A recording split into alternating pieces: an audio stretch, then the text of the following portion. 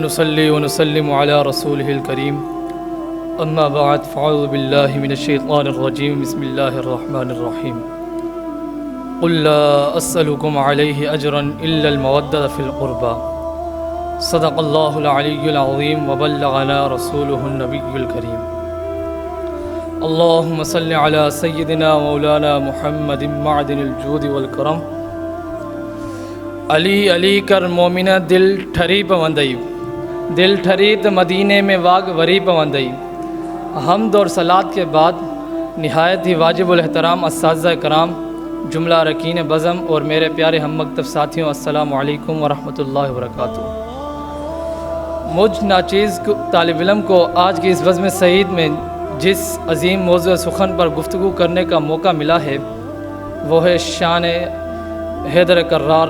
رضی اللہ تعالیٰ علیہم اجمعین۔ حضرات محترم، اللہ تعالیٰ اپنے پاک کلام میں اپنے محبوب سے ارشاد فرماتا ہے قُلْ لَا أَسْأَلُكُمْ عَلَيْهِ أَجْرًا إِلَّا الْمَوَدَّةَ فِي الْقُرْبَى، یعنی فرما دیجئے محبوب میں تم سے اس دین کے عوض کچھ نہیں مانگتا مگر قرابت کی محبت۔ صحابہ کرام رضی اللہ تعالیٰ عنہ نے عرض کی یا رسول اللہ من هم الذین وجبت علینا مودتہم، یعنی یہ کون سی ہستیاں ہیں جن کی محبت ہم پر فرض کر دی گئی ہے؟ تو میرے پیارے آقا حضرت محمد مصطفیٰ صلی اللہ علیہ وسلم نے ارشاد فرمایا ہم علی و فاطمہ و حسن حسین، یعنی یہ حسن حسین علی اور فاطمہ ہے۔ اسی لیے تو میرے امام بریلی کے تاجدار امام احمد رضا خان بریلوی رحمۃ اللہ تعالی علیہ کیا خوب کہتے ہیں، کیا بات ہے رضا چمنستان کرم کی، کیا بات ہے رضا چمنستان کرم کی، زہرا کلی ہے حسن و حسین پھول ہے جس میں۔ عزیزان محترم، اللہ تعالیٰ اپنے پاک کلام میں ارشاد فرماتا ہے یا ایھا الذین آمنوا اتقوا اللہ وکونوا مع الصادقین، یعنی اے ایمان والو اللہ سے ڈرو اور سچوں کے ساتھ ہو جاؤ۔ بعض مفسرین کرام اس آیت کے لفظ صادقین سے مراد مولا علی کائنات شیر خدا رضی اللہ تعالیٰ عنہ کو لیتے ہیں۔ روایت میں آیا ہے کہ جب جنگ احد ہو رہی تھی آسمان سے یہ آواز سنائی دے رہی تھی لا فتح الا علی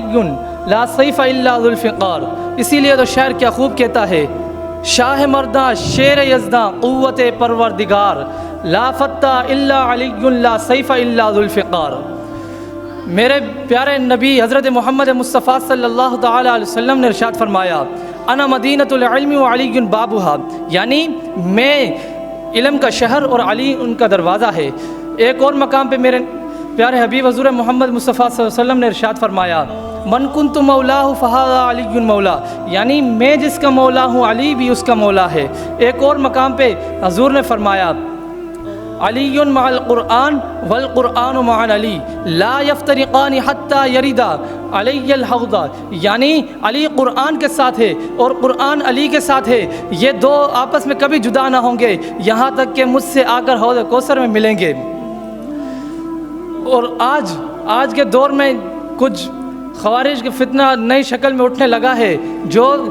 مولا علی کائنات رضی اللہ تعالی عنہ کی شان کو اپنے عقل کے ترازو میں تولنے کی کوشش کرتا ہے۔ ان ظالموں کو خبر نہیں